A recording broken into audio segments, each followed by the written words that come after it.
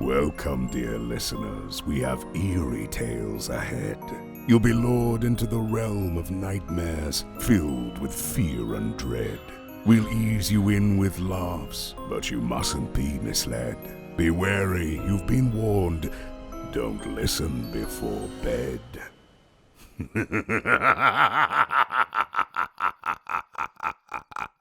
Hello there, everybody, and welcome to Don't Listen Before Bed. I'm Aero. And I'm Ari. Hello. And we're back for another week of horror stories that are going to make sure you have the most terrible night's sleep ever. How are you doing, my friend? Very good. Had a great morning.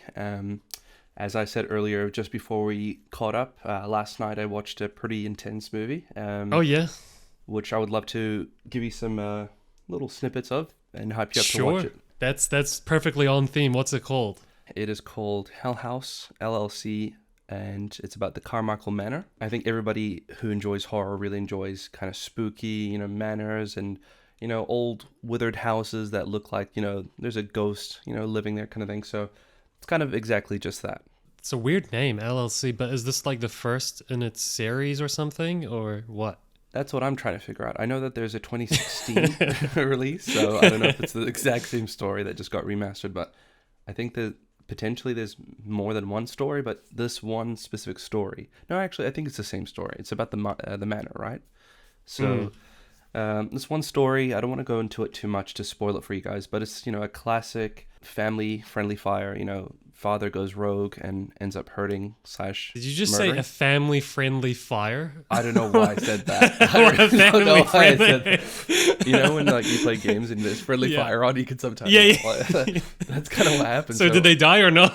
Yeah, so it was like pretty bad friendly fire. So the story is about either the father potentially killing the whole family, or the son killing the Oh whole my family. god, I just realized what you meant by family-friendly fire. Yeah. Like what do you...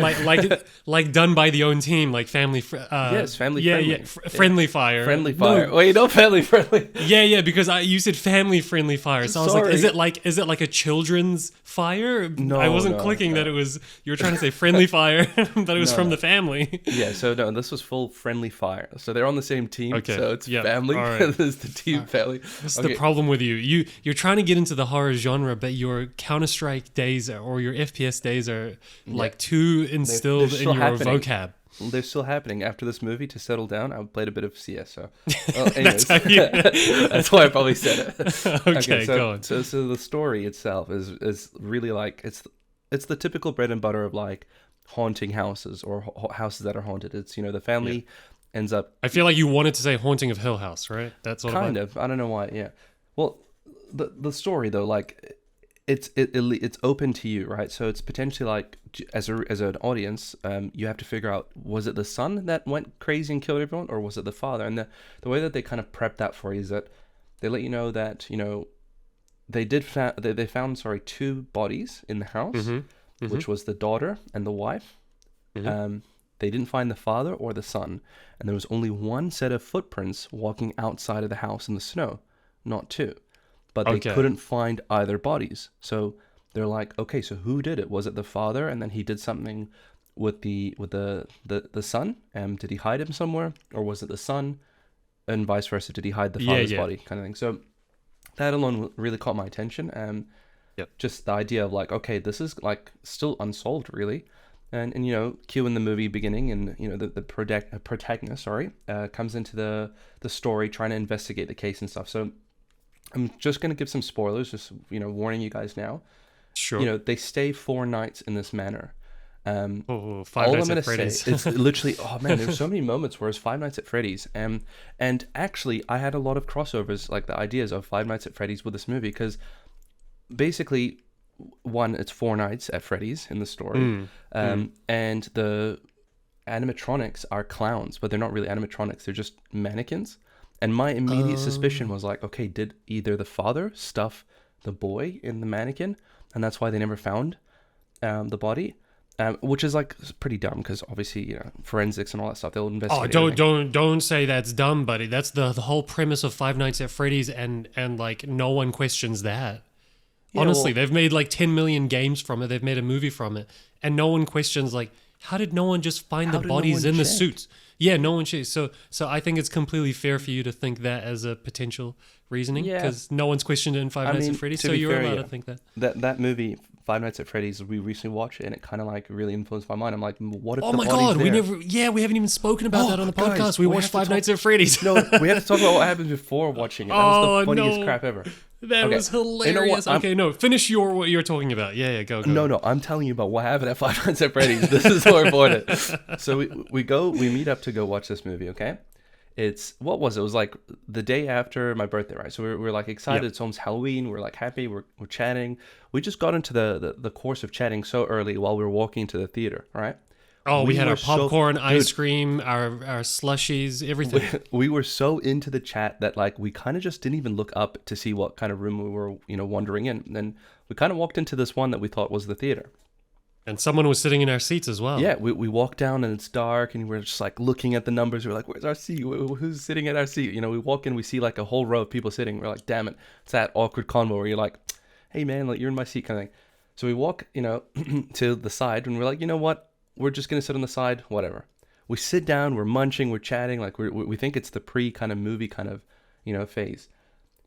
What was it? 10 minutes? I feel like 10 minutes went by. It was easily 10 minutes. Yeah.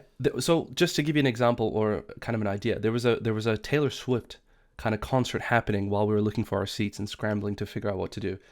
In that time, we're just thinking like, when is this movie going to start? Like while we're sitting down and chatting and popcorn and slushy, we're sitting there and this movie or this pre-movie in our head was going off.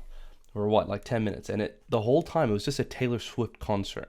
And I looked around, by the way, and I wanted to say this to you. I was like, hold on a minute. Why is there so many like older ladies here for Five Nights at Freddy's? Because the majority of the theater was older ladies. I'm like, they're not here for horror, are they? Yeah. And then you pointed out, you're like, hold on a minute, are we in the right theater? And so I walk out. I confirm we just sat in a Taylor Swift movie for about 10 minutes thinking it's Five Nights at Freddy's. It was so awkward. I was like, this is the longest pre-movie ad I've ever seen in my life. And it's not changing. It's just Taylor Swift. How much did she pay for this advertisement? Yeah. It was actually driving me nuts. Yeah.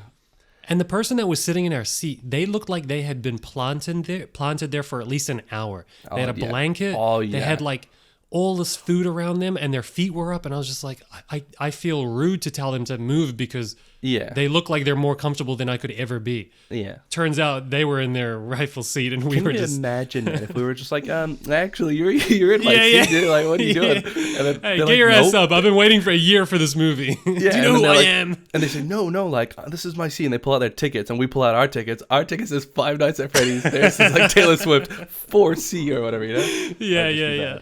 Yeah, but, that was great. But back to the Carmichael thing. The crossovers ban, because of this recent movie we watched, it was in my head still quite fresh. And I really thought the case was heading to the direction where either the son or the father hid, the missing body in this clown mannequin. It's almost like a murder mystery type of deal. Yeah, and I don't want to spoil it too much, but like basically she vlogs her experience in this manner, and immediately there's so many like moments. You've spoiled enough. Just finish the story. Are you sure? You've told it all. No, I promise you I haven't. I've actually just brushed on it. The main juicy part is like quite like pretty heavy. Okay. Look, I'll just say it from my perspective. I watched this movie and I felt so like tense and so like I had to constantly turn around and look behind me like to see if there was a clown behind my couch. Oh or whatever, my God. It was one of those movies and I haven't had that in ages, so it's really good. But I'll just say that the idea is that she vlogs her experience staying at this manor, and it is throughout the like first night really apparent that it's haunted.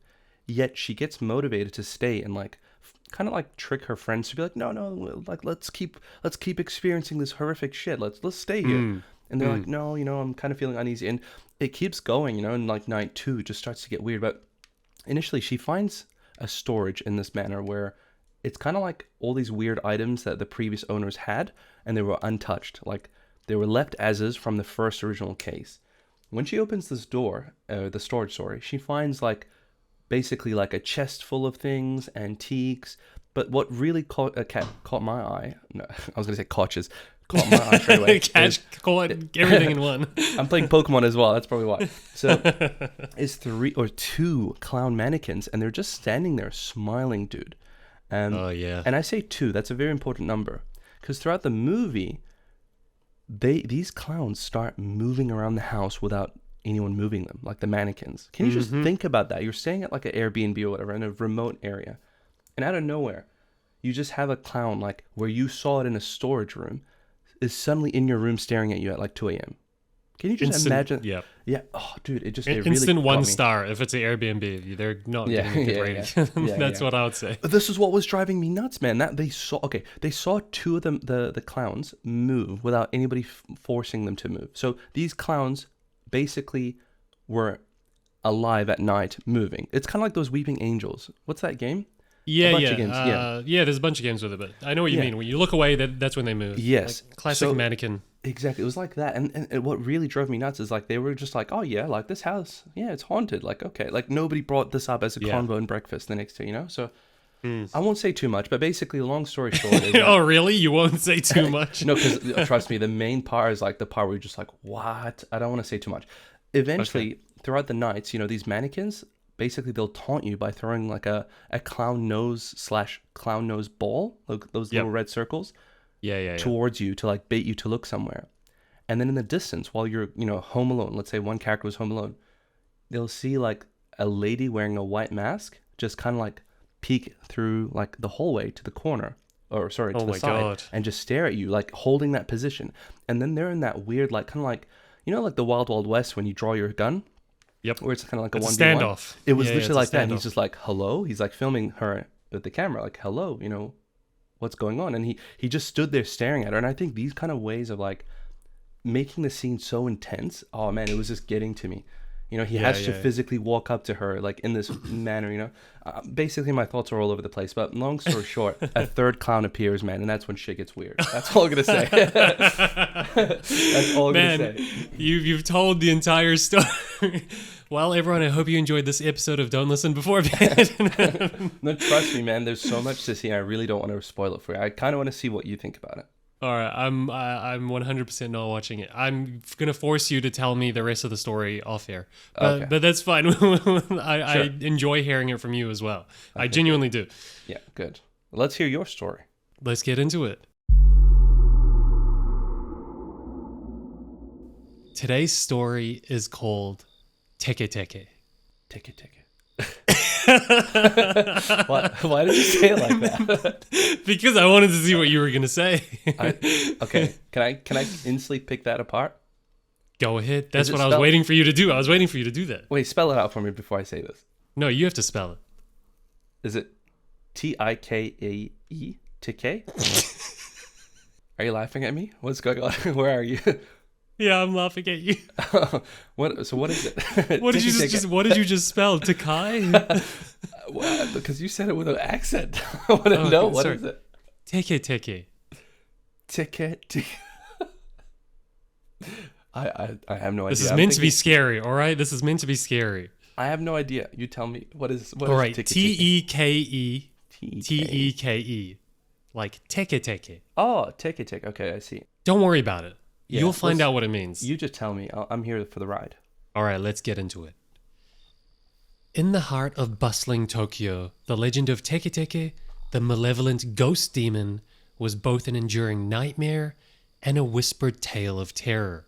It was a story that often left children trembling beneath their blankets and sent shivers down the spines of even the bravest adults.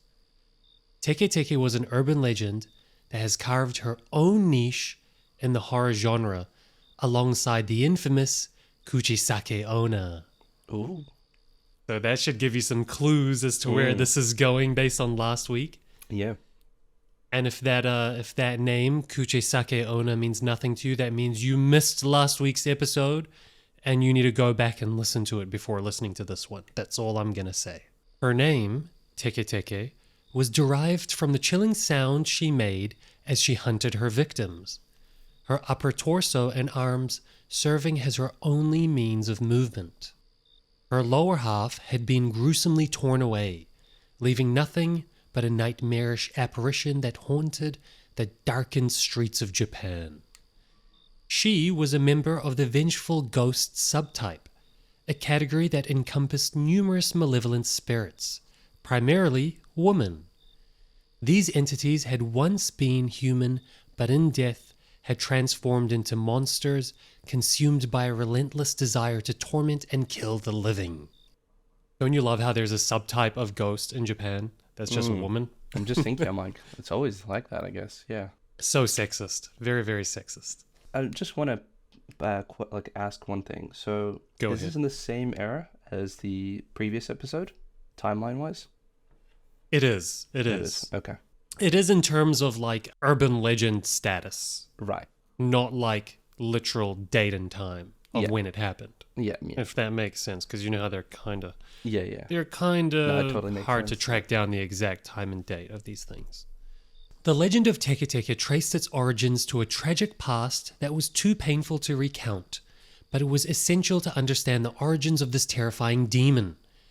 Teke Teke was once known as Chizo, a young woman who had been pushed to the brink of despair. She was a victim of relentless bullying, and even worse, a survivor of a horrifying assault that had scarred her for life. Haunted by the torment she endured, Chizo's fragile spirit found solace one fateful night at a desolate train station.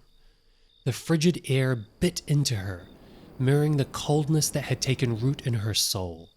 Her anguish reached an unbearable point, and she made a decision that would forever alter her fate. With a final desperate act, Chizo leapt from the platform onto the tracks, determined to escape the torment that bound her to this world. I think you can probably see where this is going. Yeah, unfortunately, that's really sad. Yeah. The world around her shifted in an instant as the oncoming train approached her with a deafening roar. The impact was catastrophic, and the wheels of the locomotive tore through her body, leaving her maimed and on the brink of death. The unforgiving cold of that fateful night likely played a role in her survival, though. Her body had grown numb, and she clung to a fragile thread of life. In the aftermath of this unspeakable horror, Teke Teke was born. Her lower body had been cruelly severed, leaving her with only her upper torso and arms. Her existence had become a nightmare, a grotesque parody of her former self. She crawled, writhing in agony, seeking help from the first person she encountered. But when that person laid eyes on her disfigurement, they recoiled in horror. With a heart devoid of compassion, they left Teke Teke to perish, her anguished cries falling on deaf ears. And that is how Teke Teke died. So, question. I'm just thinking about this. That last part, I didn't really... The timeline, like, did she get rescued and then pass away all on the same day? So she never got rescued. What? She just didn't die from the train. Oh, I see. I thought there was like a bit of a good ending, and then like, kind of like, it went back to bad. Yeah, you were pretty happy when I said she didn't die after getting cut in half. I was a little bit confused. I was just like, hold on. So there's a way that at least they can, I don't know, like, repair her? I was gonna say I didn't want to say repair her, but like somehow is it possible? I'm sure. Yeah. They put her in an animatronic. They gave her animatronic legs. Oh no. Well, look, I thought it was a happy ending, and then something else happened. But okay, so that's how she dies. Okay, sweet. Like your interpretations are gold. Because I was thinking, I was like, I thought about the cold night, the train. You know, she survived. I was like, okay, maybe there's people around that can call an ambulance. Things can happen, and then something else happened. So. But well, that's the thing. She survived long enough because of the potential numbness of the freezing temperatures. Yeah. But that was only going to keep her alive for so long.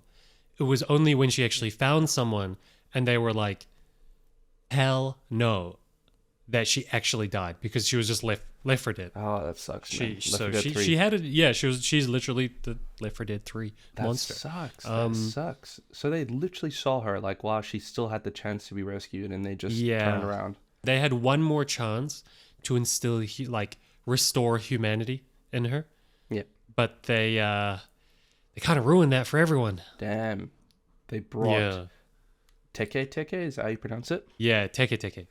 They brought her to life in a weird, odd way, because they took her away from life. So that's weird. Well, they made sure that her last moments on this earth were still bad, you know? That sucks. They weren't like, "Oh my God, I'm so sorry." They were Man, like, and "What the hell is that?" That's all you need to come back as an angry, upset spirit, you know? Yeah. Literally. She was bullied her entire life. And then she was like, there's only one way to deal with this, and it's to leave this cruel world. She survives, and then, she gets a cruel reminder of why she wanted to leave this world in the first place. Yeah, perfectly. Which is pretty damn sad. That's, yeah. So, okay, so what happens now? They made Five Nights at Freddy's. No more animatronics for another week. They made Five Nights at Freddy's. This is the origin story. Abandoned and consumed by vengeful rage, Teke Teke's transformation into a malevolent spirit was complete. She now roamed the streets of Japan, driven by a single, insatiable purpose: vengeance on people. One dark night, a young schoolboy named Hiroki was walking home alone, his footsteps echoing in the silent streets. He had always been a curious soul, and his path had taken him past the mysterious all-boys school in the neighborhood. As he walked, he noticed a figure standing by an open window, her elbows resting on the sill. Her beauty was captivating, a stark contrast to the eerie silence of the night. Hiroki and the girl exchanged smiles, a fleeting connection in the stillness of the night. However, his curiosity gnawed at him, for he knew that girls were not supposed to be in this all-boys school. Before he could voice his puzzlement, the girl took a horrifying leap, landing gracefully on the ground. Yikes. But as her feet touched the pavement, the true horror was revealed.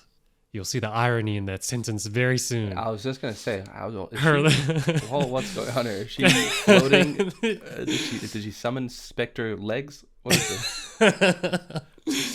Her lower half was grotesquely absent, and her exposed entrails dangled as a gruesome testament to her fate. Hiroki's heart pounded in terror, and he took a step back, but it was already too late. Teke Teke moved with inhuman speed, closing the gap between them with each terrifying second. Hiroki tried to flee, but the malevolent spirit was upon him in an instant. With a swift and merciless motion, she brought her instrument to bear, severing him in half just as she had been in life. Oh, man. Oh, she's doing what she has suffered with or suffered from. Exactly. That's exactly it. So the sound that she makes when she crawls across the ground is literally this. Tick, tick, tick, tick, tick, tick, tick, tick. And that's why she's called Teke Teke. Yeah. Yeah, okay. That's right, because all she's using is straight elbows and palms, man. That's all she can do. So it's just her like elbows and hands moving across the ground, making like a quick sound. That's creepy, dude. Imagine hearing that. Yeah, exactly. And the creepiest thing is she's also usually got a sharp instrument with her, like a scythe in one hand. Okay, like that's a really badass. big. Yeah, it makes her badass. That's cool. Yeah, that's cool. I just want to say though, I love the name. I love that her name comes from the way she walks, but crawls. Exactly, because her when she was a human, she had a name, and it wasn't Teke Teke. I can tell you that. Yeah, and I don't think Teke Teke is a Japanese word for anything. No, either. That's why, dude. I thought you were taking him to like an island or something. I'm like, this sounds quite like nice. I was so used to scary kind of names and dark Japanese stories that I was like, wait, this kind of sounds like we're going on vacation, So nope, like a temple. Not at all. We're going to visit a temple, So no, it's not. It's just the sound that she makes when she crawls across the ground with her elbows. Yeah. And another terrifying detail with the lore of Teke Teke is she is extremely fast. Like this isn't a slow thing. That's so weird, though. She doesn't have legs, so how does this work? I guess it's just part of her mechanics. I don't know how else to say it. When they designed her. Yeah. No, but really, I feel like sometimes, okay, this is gonna sound really odd, but when something hurts you, or you feel like you weren't really done justice or whatever. I don't know how to explain it. But yeah. You had this strong feeling of wanting to overcome that by all means. So I guess her coming back with all this anger and frustration that, she doesn't have legs and, this is how she died and she's angry towards humans.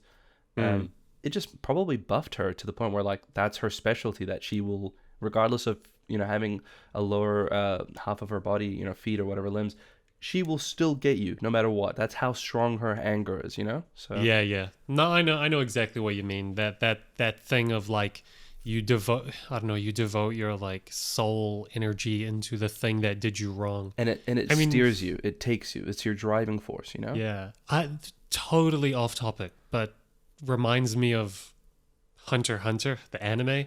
Yeah. This is so off topic, but, like, I don't know why it came to mind. Have you watched it?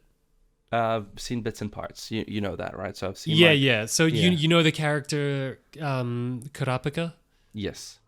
His whole thing was, like, as you get stronger, your nin ability manifests, and depending on the type of nin ability you have, you can be an enforcer, which is basically like a strength build, or you can have a special type of nin ability, I think it's called specialist. Yeah. And specialist is literally like a customizable ability that is based on what you want. It's like the rarest one or something like that. Cool. That's and nice. his whole thing, spoiler alert for everyone that hasn't gotten up to York New City arc yet in Hunter x Hunter, but he's from a tribe of like Crimson Eyes people, and the Phantom Troop, who are like a militia gang, they killed his whole clan or tribe to take their eyes and sell them on the black market, and he's the last living one from his tribe. So he lives his life on a path of vengeance to kill the Phantom Troop, who are the people that this is basically telling the story of Sasuke from Naruto. Yeah. With the with that whole thing with the eyes. Yeah. And so when he manifested his nin ability, it was literally based on killing the Phantom Troop. Oh wow! Like his ability was specialized. Yeah, wow. It was literally like to kill like the 8 members of the Phantom Troop. Like I don't think it could even be used on other people. I might be wrong, but like when they were explaining it from my memory, his whole power is to kill the Phantom Troop only. Yeah, like that was it. It was like, I think if they tell a lie or something like that, they in front of him, his chains pierce their heart, and they die. And that's it. He's tough as hell as well, but like his pain and anger and vengeance manifested into the only power he has, which was to take care of the vengeance. There's so many stories like that where a lot of characters go through such challenging hardships that it kind of like, as you said, it manifests into their, like, I don't know, like their driving force and their direction in life to just complete that objective, Yeah. I was going to say, I'm so thankful that you went off topic there, because at so many points where you're like, Teke Teke, Teke Teke, I was going to like bring it completely off the grid and say, like, it sounds like that song from the World Cup, like Teke Teke Teke Teke Teke. Oh my god! I was just like, what that one? Every 4 years she spawns and she does that. She starts running around. If they had the World Cup in Japan that year, when that song that's came why out, we got to be careful there. So it's interesting. The scythe. Yeah, I'm sorry, I got no information on the scythe. It's kind of like what you just explained with Hunter x Hunter. Like, it just manifested so. I don't know. It's the tool that can cut people in half the quickest and easiest. There you go. That's what it is. That has to be it. Why would it not be that? What is a scythe for? I don't actually know. To cut crops. It's to cut grass. Yeah. Anyway, back to the story. The cruelty of her vengeance knew no bounds. If she caught up to her prey, she would mimic her own gruesome demise, slicing her victims in half at the torso.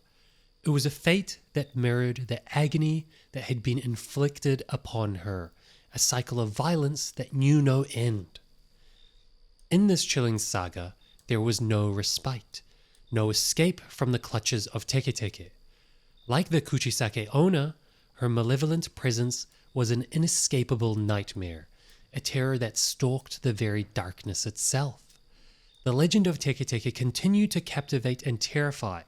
It found itself intertwined with another tale, the urban legend of Reiko Kashima, a girl who had met a gruesome end on the train tracks and lost her legs to an oncoming train, bore eerie similarities. In death, Reiko's restless spirit haunted bathroom stalls where she would pose a chilling question to unsuspecting occupants. Where were her legs? Answering incorrectly led to a horrifying fate. Her spectral hands would rip the legs from the victim's body. The key to survival lay in knowledge. To save herself, or to save yourself, the occupant had to correctly inform Reiko that her legs were at the Meishin Railway. If she inquired about the source of this information, the answer had to be Mask Death Demon. So this is another urban legend, which is pretty much parallel to Teke Teke. Yeah. Where it's two young girls, and it falls within the whole vengeful spirit subtype of urban legends as well in Japanese folklore. Yeah. It's just another person that died on a train tracks where they got cut in half. But the story, the urban legend of Reiko Kashima is she's in a toilet stall rather than finding people on the streets or in a freaking school like she found, like Teke Teke found our boy Hiroki. Yeah. Who was believed to be the first victim of Teke Teke. And by the way, Mask Death Demon being the correct answer, no idea why. These I just it's exactly like where are my legs, Arrow? Potato, apple, cheese. Yeah. That's how you survive it when I become a spirit. You have to say that. Oh man, it was like that other story that I told you. Where what was the answer? It was pomelo or something. Pomade hair wax. I love that. I love these weird, quirky ways to survive. I know. All of these stories have so many similarities in their get out of jail free Easter egg sort of card or whatever. It's such a random just thing or item. I don't know what a Mask Death Demon is. I couldn't find too much information on it either. Mask Death Demon. I was like, you know what? We can try and figure it out. We can hash it out ourselves and find out why Mask Death Demon is the answer. No, we're doing this now. But before we do that, I'm still confused. Why is she in the toilet? Reiko? Because I believe... No, you didn't. It was just... This one was a miniature story that I just had to put in there because it bears so many similarities. So exactly. Yeah. It's basically the same thing where you die if you see her by being cut in half. Yeah. Except she's in a toilet, and I don't know. I don't think she uses a scythe. Oh my god! What if they're intertwined? What if the whole Mask Death Demon is saying that maybe Teke Teke stole that lady? Reiko? Is it Reiko? Her legs? Yeah. No, probably not. That's no. Reiko got cut in half by a train. But is it the same train station? Maybe. I don't know. No, I don't know. That was just such a far-fetched idea. So what? So what?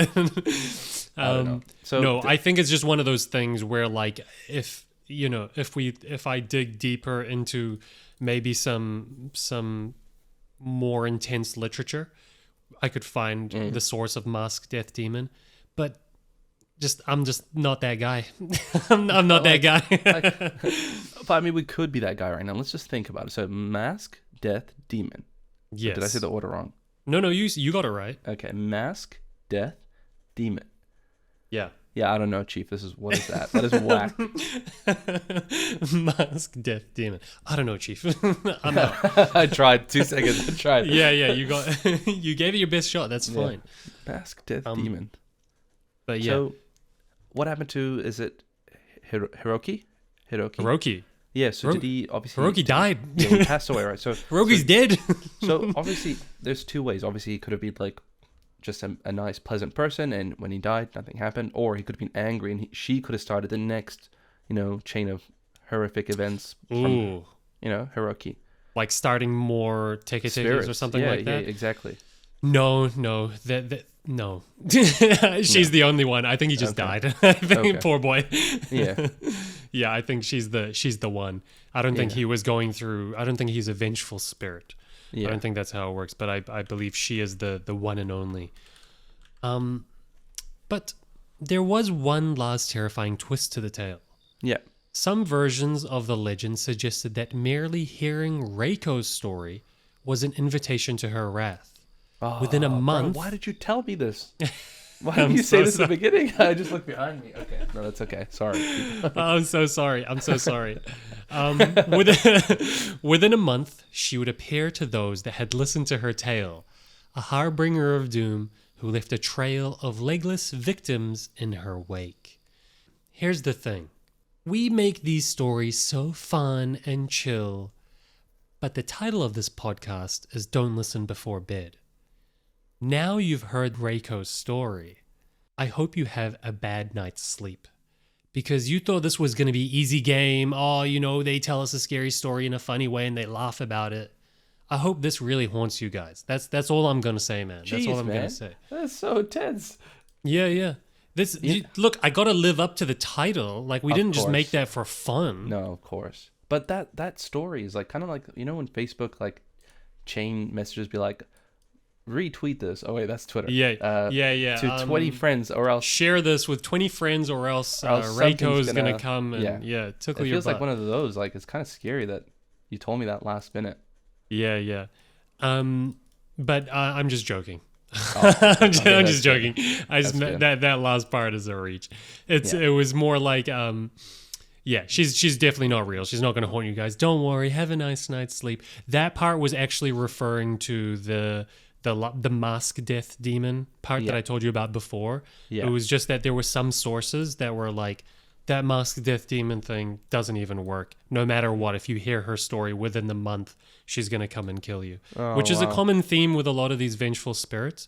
And you would have heard in the last episode how I mentioned to you that these were the stories that had a lot of inspiration for The Ring movie. Remember how scary that was when we grew up? Yeah. And that was about watching a movie, and within the week, I believe, or getting that phone call, you were gonna die. So it's playing on that theme of like, if you hear the story, the clock starts ticking, and then you die. But don't take my message that I just gave before too seriously. I'm just teasing you. I'm just trying to act scary, but I'm actually a wimp as well. I wouldn't say it if I knew it was actually gonna happen. It was just the what am I trying to say? It was kind of like, so you thought you got to get out of jail free card with the master death demon? Yeah. Apparently not, buddy. Apparently not. None of these vengeful spirits give up that easily. You thought you could just say pomade and get out of this one? Yeah, like, I don't know. That one's a tricky one. Like, if a spirit is back to hurt people, it's back to hurt people, So. Yeah.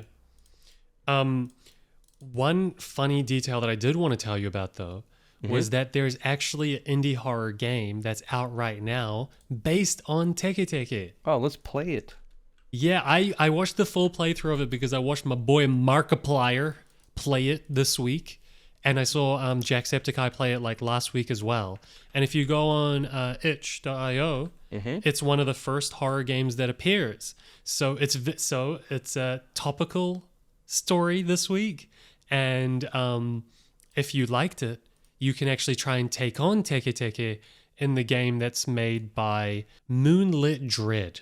It's a classic indie horror itch game, and I thought it was super, super cool. The way they tell the story, the story is quite mysterious. I think I gave a bit more lore to the story in the way I told it now. Yeah. You don't get much of that in the game, but you definitely encounter the Teke Teke in the game, and it's really cool and creepy. The sound is terrifying that she makes, but yeah, I highly recommend playing it. And if you don't want to play it, watch Markiplier play it, because that's the man, that's the bro.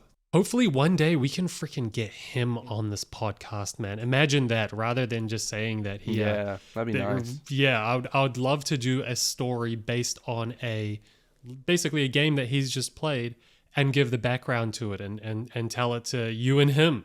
That would be so much fun. That's the goals. That's the dream. We've put that on the shelf now. Now we'll aim for it. All right. Nice, easy. Now that'd be really cool to hear from him, actually.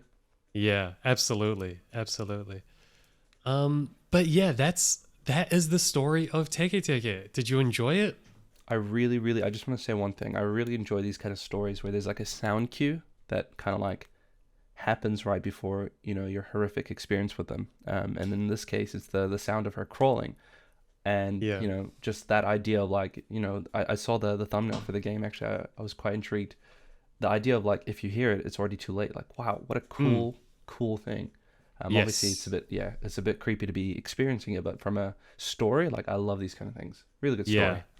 Yeah. It's interesting how I wanted to make sure that the titles for these stories remain mysterious. Mm-hmm. And I was like, what if he figures out that that's a sound effect? It's onomatopoeia rather than the actual name. And thankfully you didn't. You didn't pick up on that. You were close. I feel like you were edging towards it. And I was like, no. I don't want him to figure it out before I actually get to the point of telling you that that's the sound she makes rather than her actual name. I didn't know it was Teke, like Teke Teke, because when you first said it, I thought you said Teke Teke with AE. Yeah. So I thought this is like more of a temple story, ancient, kind of like lore, that kind of stuff. No, it's not Temple Run. Yeah. Temple Run. Wow. Throw it back. Yeah. But yeah, good story. Really good story. Glad you enjoyed it.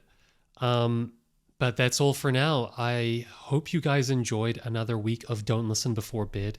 If you haven't heard last week's episode, it's another Vengeful Spirit episode, so definitely go back and listen to that one because I think we're on a bit of a roll here with the Vengeful Spirit subtype stories. If you want to find us on our socials, you can find Arikado on YouTube. He is a godly FPS, Overwatch, CS, and Apex player. And if you want to find me, you can find me Eroga everywhere on YouTube and TikTok and Instagram as well, and I am your indie horror guy. But for now, goodbye.